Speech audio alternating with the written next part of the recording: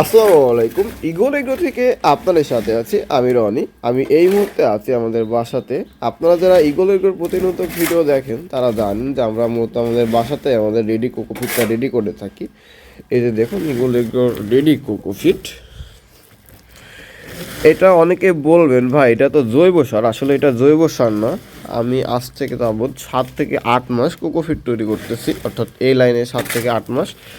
এই 7 থেকে 8 মাসের অভিজ্ঞতায় আমি যেটা দেখছি, মানে কোকো ডাস্টটা যত বেশি পচানো হয় কোকোফিটের রেজাল্ট তত বেশি ভালো হয়।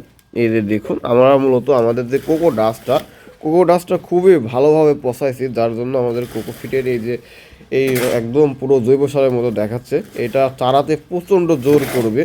তো আপনাদের যাদের এরকম মানসম্মত কোকোফিট লাগবে তারা কিন্তু ইগল এগ্রোর সাথে যোগাযোগ করতে পারেন। ইগল এগ্রোর কাছে এই মুহূর্তে পর্যাপ্ত পরিমাণ কোকোফিট আছে।